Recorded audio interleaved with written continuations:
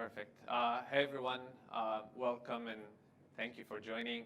My name is Rani. I am one of the product managers, lead on a new product within the Dynamics 365 family called Dynamics 365 Market Insights. Market Insights is actually an evolution of MSE. I don't know how many of you are familiar with MSE, Microsoft Social Engagement Tool. It used to also be part of Dynamics 365. It was a tool that's mostly centered around being able to surface insights from social data. The majority of that came from Twitter, but there was also connections through Facebook, Instagram, and other sources. And then providing social care scenarios, right? Being able to respond to pressing issues or anything you wanted to respond to customers directly on Twitter. So this is a service that essentially takes that but elevates it by adding more unique data sets, and I'll get into it in a second. So Market Insights mission is essentially what we want to do is really put a world of data at your fingertips and enable business professionals to make smarter decisions by having access to all that data and applying that AI on top of it. It's not just the data that you have, it's not just the data that's publicly available out there, but we at Microsoft as well are bringing in a unique data set that Microsoft has access to into the mix to make that AI that much more powerful. And so what we want to do is really enable business professionals to make smarter decisions based on what consumers and customers are saying, seeking, and feeling online. So to get into how we plan on accomplishing this, as I mentioned, right, MSC used to rely on Twitter as a data source, and that's social data, right? So social data is where you get a wealth of information about what people feel about different topics, what they're saying about them. And then we at Microsoft as well have access to search and browse data. So we have access to search data through our Bing search engine, in which what we are able to do is essentially understand what users are searching for.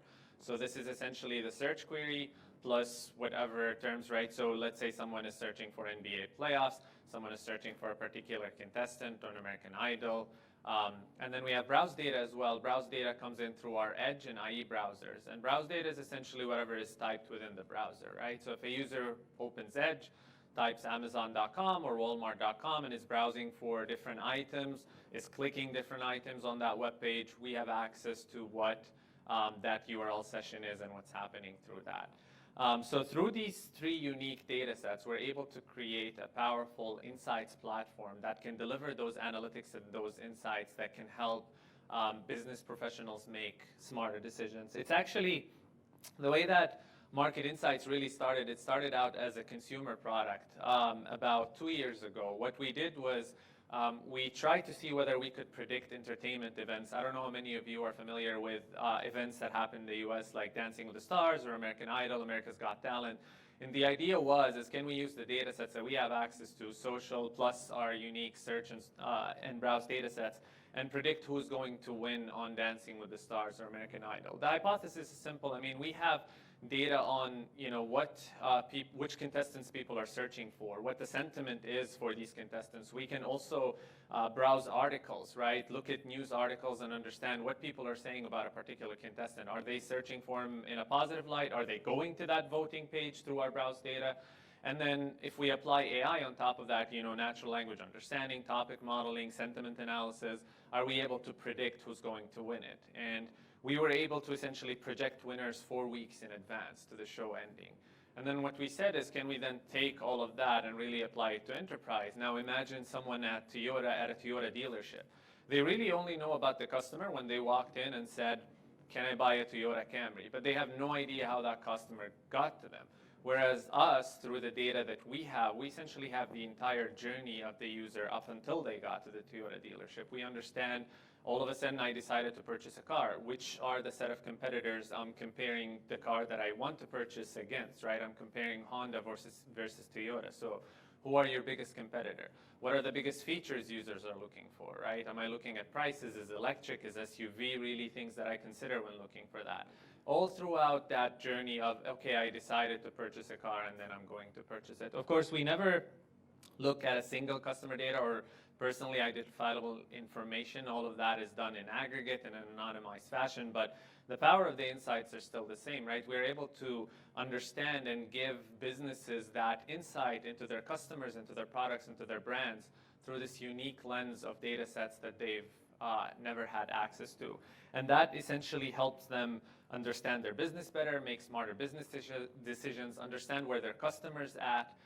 If they're running marketing campaigns, ad campaigns, they can understand better the impact of these, because we understand, hey, you ran a YouTube ad, or you ran a campaign, display ad campaign on Skype and different venues like that. What is happening? How is that, marketing dollars translating into actual conversion and actual customers that want to buy your brand? And so I'll walk through the current capabilities, but before I do that, just a quick note is that we are a new product. We are in preview mode, and we're free. So we're part of the Dynamics 365 family, and we launched in April. So as of now, our product only has a limited set of functionality and is mostly centered around news data plus a little bit of the search data. In October, there's going to be a major update that's going to ship into the product, and you can read all about it on the Dynamics 365 website. So today I'm going to show you what exists, and then right after that I'm going to walk you through what's going to come in October, and I'm going to spend a little bit of time on that. Go ahead. Real quick, will it remain free in October? Yes, it will remain free in October. It will actually remain free for a while. I don't know when we'll discuss, but for now our focus is not really to discuss what that dollar number or what that's going to be like. For now, we have a free product that provides market insights for business, and it's part of Dynamics 365. So, and please do feel free to interrupt at any point with questions. So current features, as I mentioned, right now it is primarily focused on news. If you go to alerts.microsoft.com, and also the second thing I should mention is right now it's based off of email. So you receive your insights in a daily digest email versus a web client. In October, there will be a web client, but I'll get to that in a second.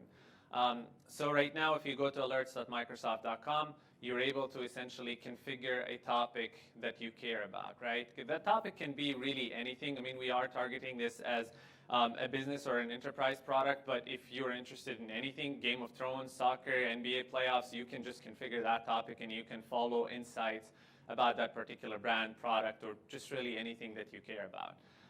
And so if you go to alerts.microsoft.com, you're able to specify a topic that matters to you. We essentially have the following functionality as of today: email alerts, which is you get the insights in the form of an email. We have AI-assisted query builder, which is a way for us to help you identify what is the topic that you care about, and I'll show that in a second. Search topics, which is essentially giving you search insights via that email. And then, sorry, I jumped a slide ahead. I was gonna go show the product here quickly. So as I mentioned, you can go to this. Oh, how can I bring the web page to the presentation? Do you know? No idea. All right, that's fine. I can just walk through the slides. 1 second. You guys can do that on your phones as well to see what the product is. You can just pull up your phones, go to alerts.microsoft.com, and you can sign up. Since I don't know how to bring the browser window on there, but basically I'll walk through screenshots as well here. So essentially, if you search for a particular topic, this is just one example here. That's what you see out there. That's the AI-assisted query builder. It's the idea that an entity like falcons can mean multiple things. It can be a team, it can be a bird, it can just be a lot of things. So assisted query builder is just helping you identify what is that topic in particular. Are you interested in the TV show, or are you interested in the football team? Are you interested in so on and so forth, right? So this will just help us deliver more relevant insights to the user based on what they're interested in. Once you select that, okay, this is the software business I'm interested in, or this is something else, then we give you 2 types of insights in an email. So search rising topics. So this is essentially us trying to tell you, here are what users are searching for related to this entity that you're looking at. And then the other thing is we essentially give you the insights, which are news. Again, sorry, I can't pull up the demo, but you can always go on your phones and pull it up. So let me dive into, did you have a question? Sorry. Oh, so let me dive into plant capabilities. So again, those are not available in the product right now. I am just talking through a scenario which will be available in our product in October, but this is not available as of today. If you have any questions about the exact feature set or what exactly will be available, I'm more than happy to answer here, or I have some time after the session as well. So in October, we'll move more to having this be a web-based client. There'll also still be a way for you to get email notifications about the things you're interested in, but we are moving to have this be a web client. So this will, think of this like the front page. So a user comes in this case, we're taking Arun. He's our product lead for Power BI at Microsoft. We ran through this scenario with him in our beta program. So he's interested in looking at Power BI and sort of understanding what insights can he get about consumers, about his product, about his brand, competitors as it relates to Power BI. So he comes into Market Insights, D365 Market Insights, and he types in Power. He looks for the first selection, which is Power BI, which is the web app, and he's interested for insights about that. He clicks that. The next thing he can do, this is what we're moving towards, is instead of it just being a topic, we're helping you build what's called a universe. The idea is this for every enterprise. There's the universe of, okay, this is my brand, this is my product, but also here are my partners, here are my competitors. And we are not only providing insights for your product, we're providing insights for your universe, right? So this is everything you care about as a business. Here's every entity I care about, and we're providing you insights around these. So the first thing he's doing is, so Power BI with respect to me, Arun, is a product, and this is my product. This is not a competitor product or a partner, and you'll see that later he can specify more entities. So he selects that this is a product, this is my product, and he goes to get insights. So the first thing is that he'll land on is what we call the insights feed. So we're going to have a ton of insights through the product, right? This will range from browse insights, search insights, social insights, journey insight, web statistics kind of insights, right? And so the insight feed is a way for Arun or the customer of our product to get the most important and most relevant insights. Think of it like the Facebook news feed, right? So these are the insights you care about the most. Sort of in a real-time updating feed, right? And so the more, and this is based on our AI models, we look through all of our insights, we identify the ones that we think are going to be the most relevant, and we show them in the insights feed. Of course, you're able to go to the different pages and dive into each one, but this is our way of, again, capturing the most relevant and most important insights. So Arun is on this page. Again, we'll still deliver this via email, as I mentioned, so it's not something that will only live in the web client. You can still choose to deliver them via email, but we will have a web application as well. So going back to that web application, this is one of, so on a certain day, Arun receives an insight that is telling him, here is what people are comparing Power BI to online, right? So it's essentially us telling Arun, here is a list of what we think is your competitors, because a lot of people are searching for these and comparing them to Power BI, right? And we have a lot of ways of doing this. I mean, the most simple and obvious way is we look at versus queries, right? So someone is searching for Power BI versus Tableau. But a lot of the time what we do as well is we look at a user session. So we understand that a user searched for Power BI, looked online, browsed, and then went and looked at a Tableau web page. And then from analyzing both of these web pages, we discover a lot of similarities. We understand that both products are similar products, and so we identify them as competitors as well through our AI models. And so Arun lands on this page. He looks through this. He sees, okay, here are the top competitors that users are comparing my product against. I am going to add Tableau to my universe, right? So this is a competitor I really care about. It is one of my biggest competitors, and I'm going to add Tableau Desktop as part of my universe, and I'm going to add it to my list of competitors. So he goes ahead and types Tableau. Again, we have the same assisted query search builder. He clicks on Tableau Desktop. He adds that as a result. And now in his insights feed, because he expanded his universe to not only cover Power BI, he's getting insights for Power BI, and then he's also getting insights for Tableau as a competitor. Now it's part of his universe, and so he has insights as it relates to Power BI and then Tableau and Tableau being a competitor to Power BI. So one of the insights that now he has at the top of his feed is showing him that in comparison to Tableau, Power BI searches have risen by 18.13%. And so he sees that there's a lot more interest in Power BI as it compares to Tableau, and he wants to get a bit more understanding into why is this happening. And so he chooses to go into view details. So this will take him into the sort of like more detailed insights page of competitor analysis between Power BI and Tableau. Again, the insights feed is again kind of like Facebook, where it's just giving you the most important relevant insights, but it also gives you the ability to go and deep dive and navigate into those most relevant insights. So he clicks on view details and he's taken to a page which essentially dives a bit deeper into Tableau and Power BI and showing the comparison between them. And so he's able to see a trend line of how did the searches quarter over quarter, month over month, day over day are growing for Power BI versus Tableau. If he clicks on see all comparisons, he's able to dive a little bit deeper. He can break it down demographically. He can break it down by things like gender, age, income status. He can also break it down by things like geo and where the users are located, just so he can get a better understanding of where is this 18.13% coming from, right? Is it coming from females in Atlanta, or is it coming from males in Seattle, right? So he's able to understand a bit more into where is this query share coming from. Go ahead. How are you getting that information in terms of gender? Yeah, absolutely. So it's an excellent question. So we have a couple of ways of how we get that. So one is we have signed-in users who fill out their profile and who give us that information.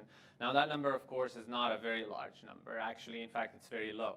Not a lot of users like to sign in, and even users who sign in to get things like rewards or loyalty programs or other things like that don't fill out their profile. What we do have, though, is based on this data, we can build AI models that is able to then predict. So we have, this is essentially what constitutes our truth set. So we have a number of users that have signed in, have performed a number of searches, they have browsed online, and they've told us, hey, I'm a male, I'm 36, and I live in Seattle.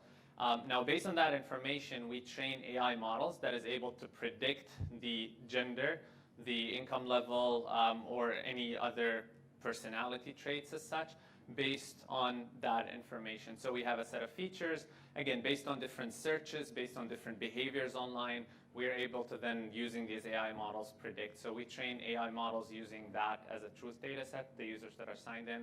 And then the AI models that we train are very accurate, I would say.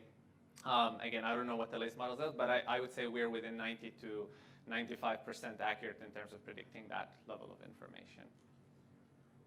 Was there another question? Perfect.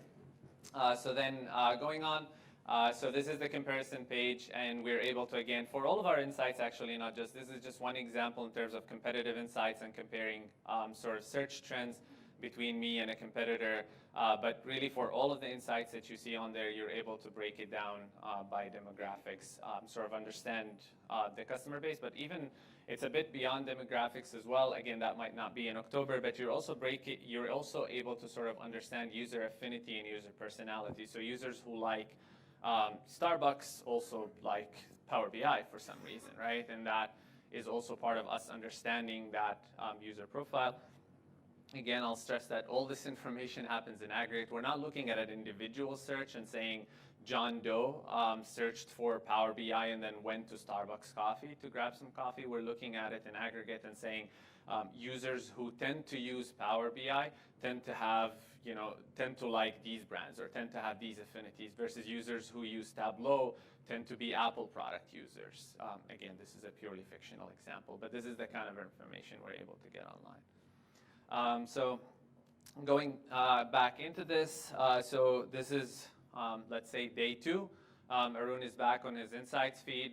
He's looking at the most relevant and most important insights. and he sees one more insight that comes in today, which is that Tableau just announced a new feature. And again, through our AI models, we've identified that this is an important and relevant insight to show, because Tableau is part of his universe. It is a competitor, which makes it super important for him to really stay up to date on what his competitor is doing.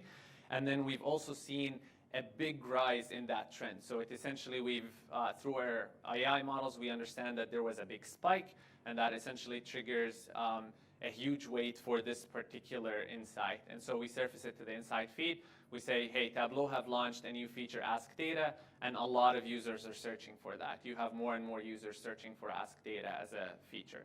And so again, naturally, Arun is super interested, and he wants to go to the detailed analytics page for that. He clicks on View Details, and he goes to a page that gives him a lot more insights into that particular feature, which is Ask Data.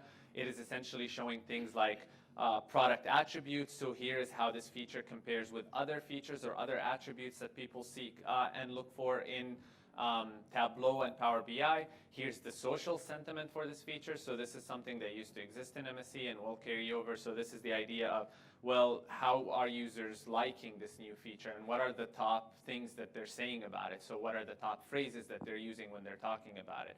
And how positive or how negative are users perceiving this new feature, Ask Data? So this is, for me as a product lead, I'm able to understand whether this is something I even need to react to or not, right? If it's not getting a huge search trend, if not a lot of people are searching for it, if the top features and top attributes that people looking for in relation to Tableau are still, far supersede this new feature, and if the sentiment for it is not overly positive, then it's something for me not to worry about. But if this is gaining huge PR and huge market trend, a lot of people are looking for, all of a sudden, it's one of the top things people are searching for, and people are asking about how can I use it, then this is something for me I'd want to consider and I'd want to understand.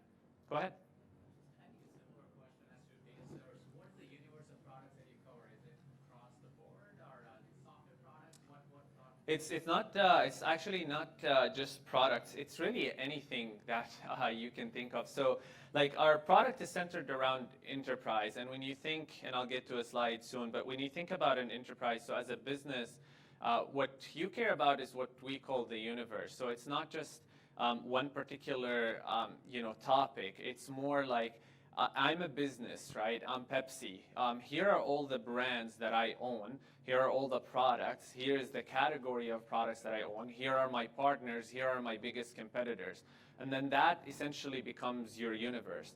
And so when we deliver insights around that universe. So it's really for anything that you care about. It could be a software product as such. It could be, if you're thinking about it from a non-enterprise perspective, it could be I care about an NBA team and I just want to gain insights about that NBA team. Or it could be really anything else, right? It could be a brand, it could be just an entity, right? So it's not necessarily, this scenario that I'm walking through is for Power BI just because we're just taking an end-to-end scenario and a story that we build with Arun as a product lead who works within Microsoft. So we've took Power BI as sort of our child poster query that we're running through. But you can think of this as really any topic that you care about, you can configure through the Market Insights portal, and you're able to get all these end-to-end insights. Now, keep in mind that depending on traffic, some topics will have a lot more insights than others. So right before I walked in here, I was trying the Microsoft Business Application Summit.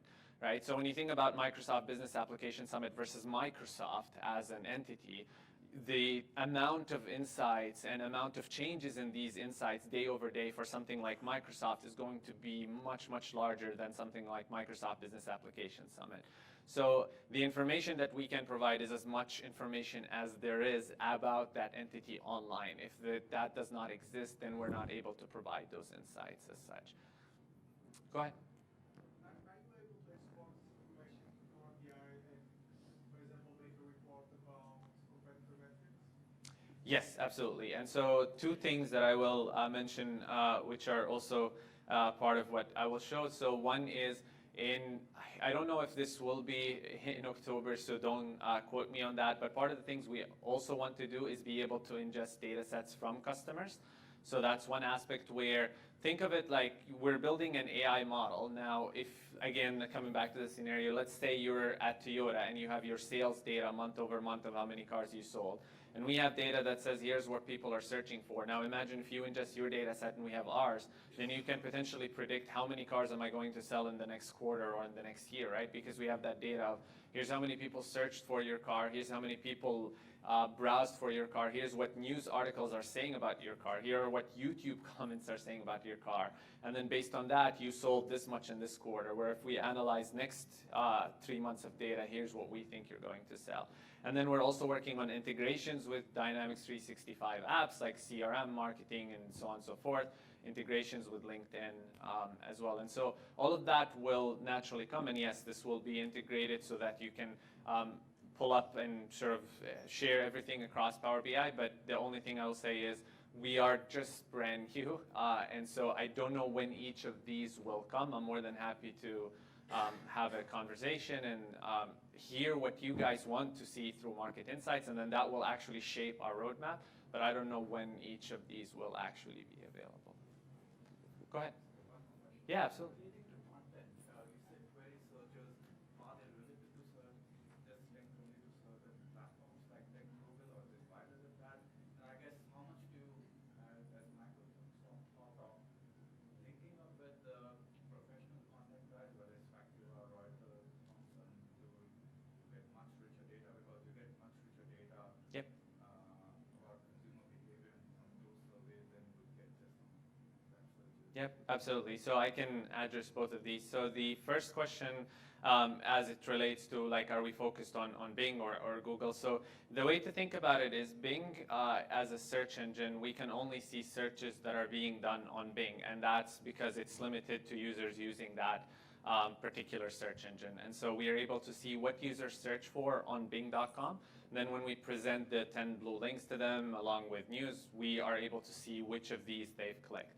So that's sort of restricted to the Bing space. Now, when you think about browser data as such, where you're able to think of that across everything, because the browser doesn't really care about what service you're using. It is essentially looking at what the user typed within the URL. So if the user is searching on google.com or searching on Amazon, for that matter, or Walmart, we're able to essentially capture what they're looking at. If they're reading a news article, we're able to essentially capture that through the fact that they're on the browser. Now, the third aspect is we also have the on-demand ability. Naturally, because we have a search engine, we have a browser, you can think of it like we have an offline copy of the web, right? So for any document that's available on there, we have the on-demand ability to parse the content of that website, and then we have natural language processing and AI models that'll help us understand what that document is talking about. And so think of like a YouTube page with a bunch of comments, or think of a news article. We're able to, again, it's the on-demand ability to say, let's analyze the content of that, go in, say, okay, here's the entity being talked about, here's what users are saying about it, is it negative, is it positive, and sort of get that general understanding. And so it is not limited to Bing as such. One of our data sources is. It is not limited to Bing. And then the other thing I will say is, yes, we are consistently looking into adding more data sets into our platform. And that's what makes it powerful, right? Like, it's the idea of bringing this entire universe of data sets that will then help you make smarter decisions about your business. So we're started with MSE, which used to be social, and then it's evolving to add news. It is going to add search, browse, and then we're looking into data sources such as LinkedIn. There's SwiftKey, which is another company that Microsoft acquired, which is that keyboard on your devices, so we can get sort of that mobile application type data. And then we're looking into integrations across Dynamics. Again, I don't know which one will come with, and those are not in that priority, but yes, we are investigating this idea of bringing that. And then there's also what makes it the most powerful is when you then bring in your data into it, right, as customer data, and then you're able to sort of look at that.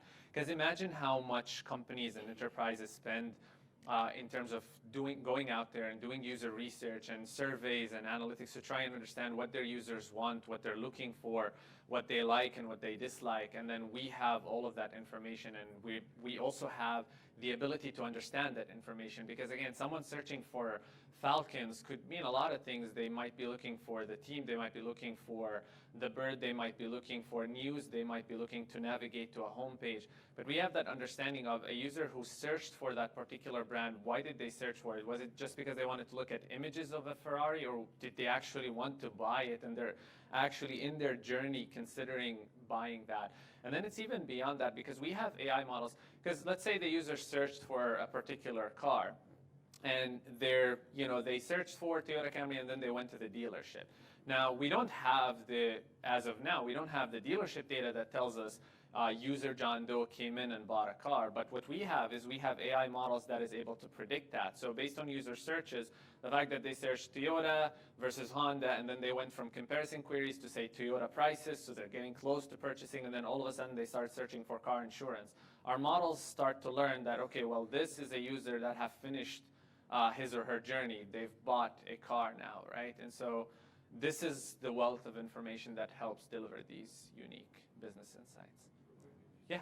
If they're on Edge or Explorer, but they're on Google.com, you're able to capture that because it's in your browser? Correct, yes. So, yes, absolutely. So the question is, if they're on Edge on browser, yes, it's independent of the site, because within the browser, it's essentially what you're doing within that URL bar. So if you go to, even if it's walmart.com and then you perform a search on walmart.com, then that's going to be embedded in the URL, and we're able to capture that entire session and what's happening on there as such. Again, stressing that all of it happens without identifying who the user is. I just want to, we do all of that in aggregate. We're never looking at John Doe.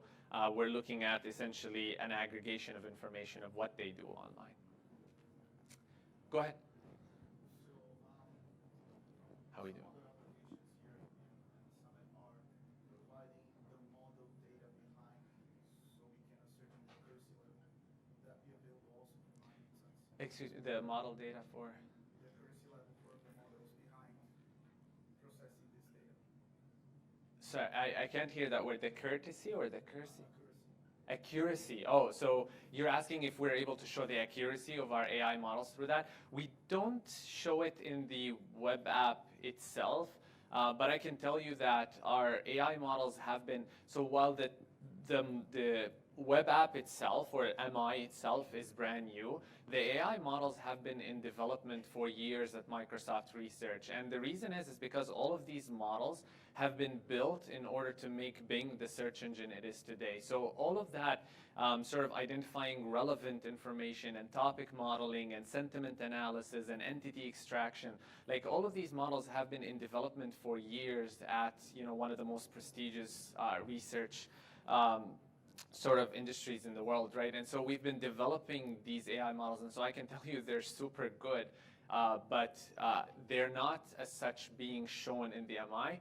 But that is a good point that I can take back and discuss of whether this is something that would be valuable to our users to understand. Hey, in this case, our models are 95% accurate. You should trust them. In this case, we're not too sure, but here are some insights. Definitely valuable.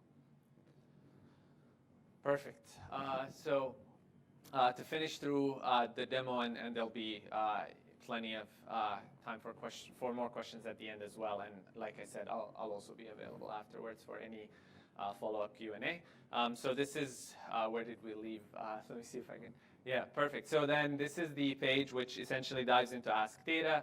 Arun is looking at more insights as it relates to this feature and is trying to understand where is this interest coming from, if there is interest, and trying to understand whether this is something that he needs to react on as a product lead. So now he gets a bit more curious and wants to dive into Tableau. And this is what I was saying earlier in response to a question that we got, which is, you're able to then go and dive deeper into a particular entity. It doesn't have to be software specific. It doesn't even have to be your brand on your product, right?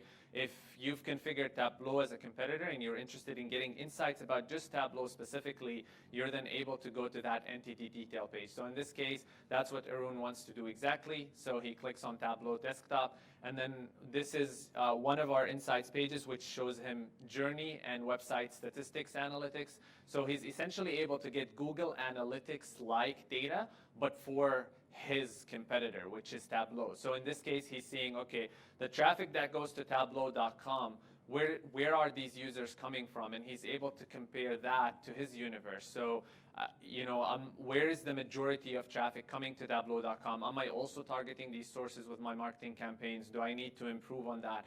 And then the users who are on Tableau.com, where are they going after that, right? So they've left Tableau or they're on Tableau.com. What are the different, subdomains or subsites they visit on Tableau.com, just so he can understand that user decision journey. He can understand social sentiment or just sentiment overall as it relates to Tableau.com. He can understand product awareness. He can do things like understanding mindshare, website visits, how many users are visiting Tableau.com. And again, he's thinking in all of that in relation to his product, but he's not only able to get it for his product, he's able to get it for his competitors as well. So this is the universe, which is one of the last few things I'll show in addition to the data sets, which is what came up. So this is the idea of us allowing you to configure the universe, because again, as a business, you care not only about your product and brand, but you care about this universe of partners and competitors that you care about the most, and communities. Of course, you can only look at the data from an entity perspective. That's perfectly fine. You don't have to configure the whole universe in order to get insights. But the more you tell us about your universe, the more those insights will become relevant to your business, right? We can understand and identify Tableau as a competitor, but we also give you the ability to specifically mark that Tableau is a competitor to me rather than it being my brand. And when you tell us that, the amount of insights and how we deliver them to you become much more custom and much more relevant as such. And then last but not least, this is what I also covered before, is that this is the idea of data sources, which you see on the top. So for now, or at least the October release, we'll have news data, we'll have search data, we'll have browse data, but then we are also working across LinkedIn. We're working through integrations with other Dynamics 365 and Power Apps. And then we also want to give an ability for the customer to say, hey, I want to import my data set, and then I want to create insights that are driven across data sets as such. The second piece on there, which is also another feature, is around sharing and permission. I won't go too deep into that. It's pretty self-explanatory, but it's just being able to really control who has access to these insights and being able to share customized feeds with different people in your organization as such. With that, I will end here. And then if you have any more questions, I think we still have, we still have about 20 minutes or so. Please feel free to ask any questions. Go ahead.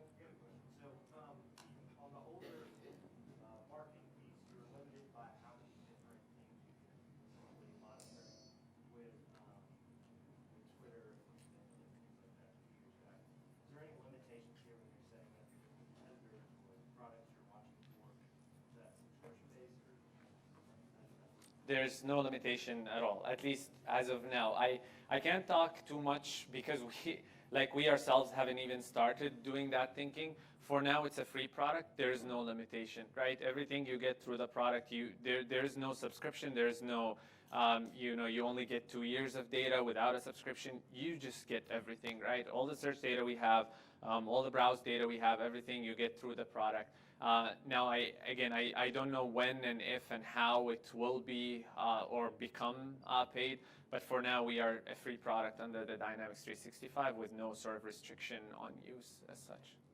I think you had your hand up first, and then we'll go. So go ahead. Is there plans for more of the social engagement type stuff, like tracking specific Twitter hashtags? Excellent question. So we're actually moving away from that. So that was part of why, because we were looking at sort of talking to our customers and really understanding what the market demand is for this kind of area of market insights. And social care scenarios are really scenarios that are either covered too well by a lot of people already, or it's something that is not really what is the sort of biggest factor that helps you make smarter business decisions. And so those are the things we're moving away from MSE a bit. So we don't have, while we will still include social data through our product, we will not have those social care scenarios where you go respond to a single tweet. We're moving more to aggregated insights, right? So we're delivering the sort of ability to understand the market trends, understand your customers, your brand awareness, mind share, customer decision journey, but not the ability to go say, oh, had a support issue, let me go resolve it for you on Twitter. Those are, again, better covered by other products that are out there. Go ahead.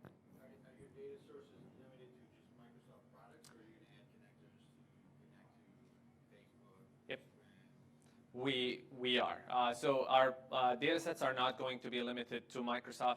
The Microsoft data sets are unique in that sense because no one else will be able to provide them through a similar product offering because they are unique to Microsoft.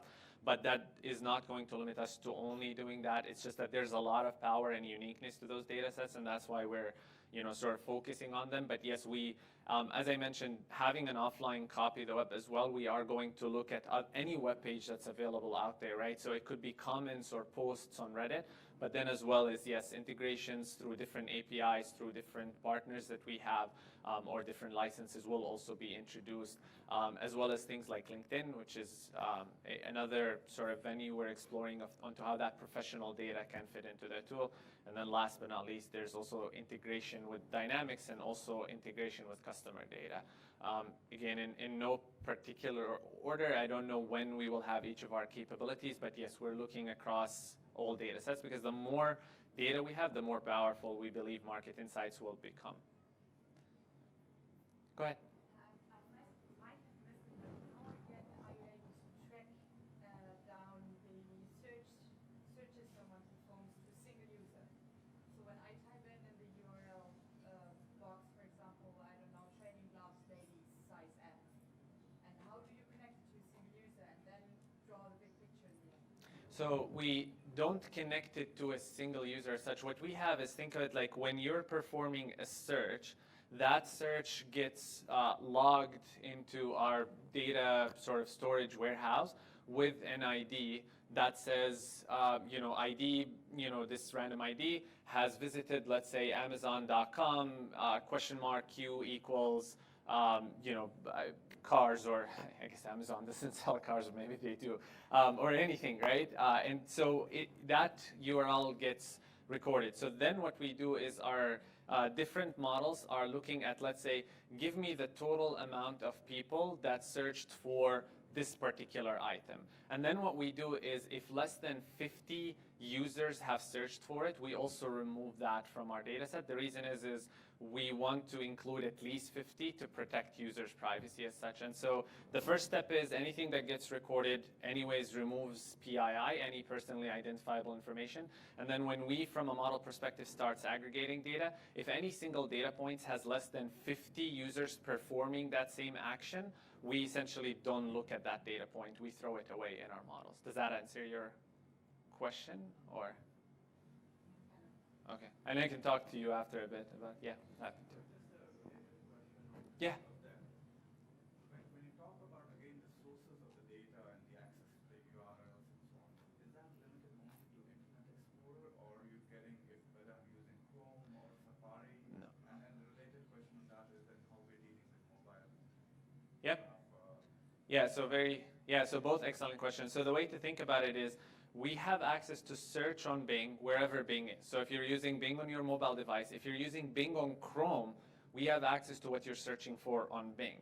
Now, when you think about IE or Edge, it's kind of like we have access to whichever site you're searching for, assuming you're using Edge as your browser. So no, we don't have access to like Safari or Chrome. But if you're using Edge on your mobile device, you're using Edge, you're using Cortana as such, which leverages that. You're using Siri, which leverages that as well. We're essentially able to get access to that because you're essentially using our search engine or our browser. Now, you asked a good question about sort of mobile coverage as well. So aside from being able to access what Cortana is able to surface, as I mentioned, one of the things we're looking at is SwiftKey as a particular data source to try and understand what users are searching for on their data. Again, pending understanding of how we can use that data and how valuable is that data. So it's not going to be in October, but it's one of the things we're also looking at as such. Go ahead. Sorry, way in the back there. Yeah. Will the platform be able to provide recommendations based on the insights, especially if the user has a particular task that they're interested in? Yep, that's our holy grail. Like that's our goal is to essentially be able to provide recommended actions for you to perform. So I would say we're going to get there. Again, I don't know how much of it we're going to be able to do by October, given this is still very, very new. But yes, the idea is we want to recommend action and recommend insights. And that's where also the integrations through other Dynamics 365 and your data comes in, because then we're able to understand that universe and all the data we have and say, hey, there's this thing happening. We recommend you go and cut down the spend on this particular marketing budget, or we recommend you do this. Again, the recommended action is something we're definitely looking into. I don't know how much of it will make it into the October major update, and how much of it will be in subsequent updates, but it's definitely our focus in doing that. So you had a question as well. Go ahead. Same? Oh, perfect. What percentage of market share do you think you have combining the browser and Bing relative to all searches, Google? Yep. What else do you think you have? Yeah, so it's an excellent question. So I think Bing's public share is public. I think we have about 35% of the market share, so about 1/3 of that market share. Of course, we also power Yahoo search results as such, and so that is included in that, but we own about 1/3 of the market share, which is about 35%.